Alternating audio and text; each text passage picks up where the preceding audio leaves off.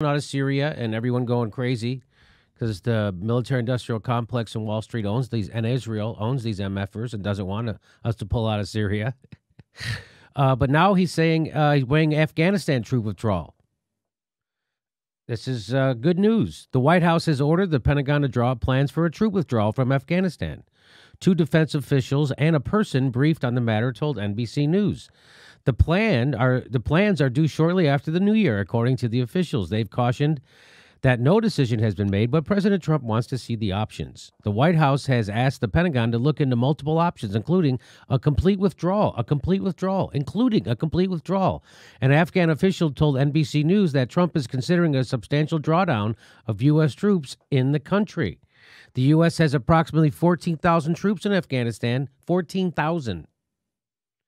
Trump has repeatedly expressed his impatience with the 17-year-old war. Trump and the general public and any anti-war candidate. Yeah. But God forbid the mainstream media would report that we want peace. Right? And any sane person has repeatedly expressed impatience with a 17-year war in a country that isn't even really a country. Impatience is a really delicate way to put it, too. Yeah, I know, right? I'm getting a little impatient. NBC News reported in July that Trump's stance prompted U.S. diplomats and commanders to gamble on a bid to kickstart peace negotiations, including holding direct talks with the Taliban. They took a gamble, and they tried to do peace talks. It's a big gamble. This could blow up. I mean, not blow up like a war. Peace doesn't blow up like war does. It's amazing. We're going to take a gamble. What's something we haven't tried before? Talking about peace? Risky business. Have we talked with our enemy? The Taliban? I mean, directly? That sounds... How's that going to help? So, this is the kind of stuff you would expect Barack Obama to be doing when he first got into office. That's what you thought he would be doing, pulling us out of Iraq, getting us out of Libya, getting us out of Afghanistan, getting us out of places, closing down military bases. This is what you would think a lefty would be doing. Especially a lefty who didn't vote for Iraq war. Right. Barack Obama, the big reason why he beat Hillary in the primary was because he said he was against the Iraq war, and Hillary Clinton was on record as voting for the Iraq war. So he got her there, and you expected Barack. You expected. Now, a lot of people will say, well, I knew Barack Obama wasn't. If you just look close. Well, I didn't. I was duped by Barack Obama, and I'll admit it. I thought he was FDR, and I was wrong, and here we are. And so now they're going to try and kickstart. They took a gamble on a bid to kickstart peacetime. That's just, sounds risky. You sure you don't want to bomb some more? Maybe we talk to him. You don't know what's going to happen. Okay. We can't drop a drone during a talk. Yeah. All right, there you go. Again, I look forward to the hashtag resistance being against this too, because they're also against them pulling out of Syria.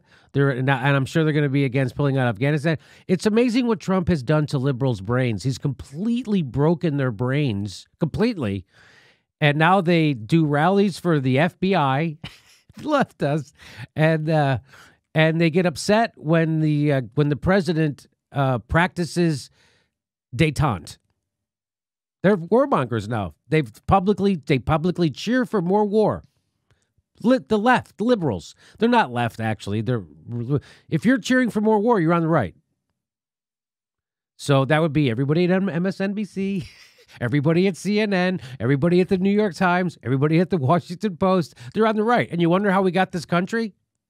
Well, Phil Oakes said it a long time ago, and Yes. he summed it up perfectly. 10% to the left at the best of time, 10% of the right to the right when it affects them personally. Liberals. Mm-hmm. Yeah. This is affecting them personally. So there they are on the right. There they are. I don't know. These again, it's just it's amazing. People said that people had Barack Obama derangements, and people did. And people did have that, right? They blamed Obama for everything. And now people can't ever give Trump credit even when he does something right. This is good that we end our wars. We end our imperialism. We end our militaristic adventures, trying to fix other people's countries with bombs when our country's completely broken. Our country's completely broken. We still don't have clean water in Flint, Michigan, FYI. Well, Jimmy, I think that was caused by Russians. I think right? Russians did that. We still 30 million Americans don't have health care in America. Russians did that Russia, too. right? We got a lot of problems here. We can't fix with bombs. Let's go fix other countries. We can't even fix our own goddamn country.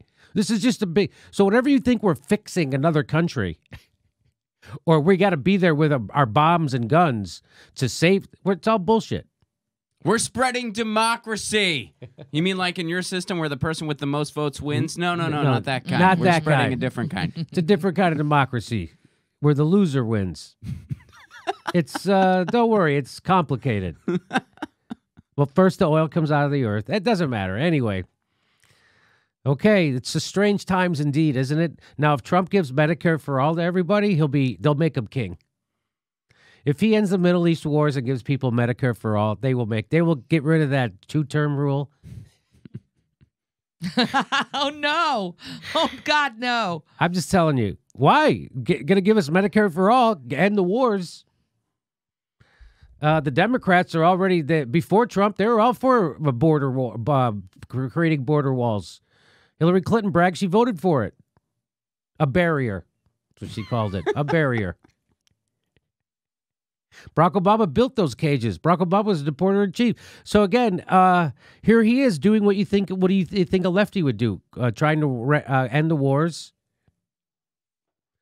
Boy, if he just gave people Medicare for all, he's not going to do that. Yeah, I was going to say that might be.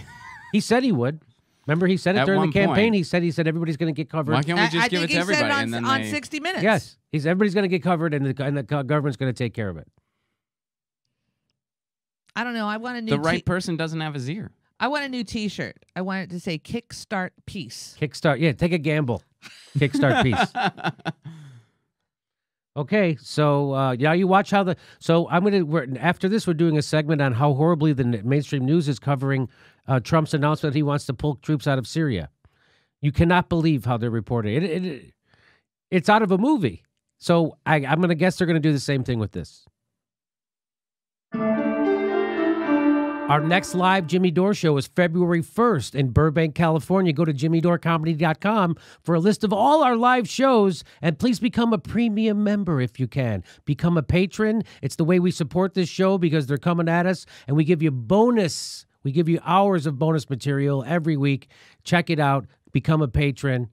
And if you can, make sure you're still subscribed. They unsubscribe people every day. I know it sounds crazy. It only takes a second. Please make sure and click that bell when you subscribe so they'll send you a notice when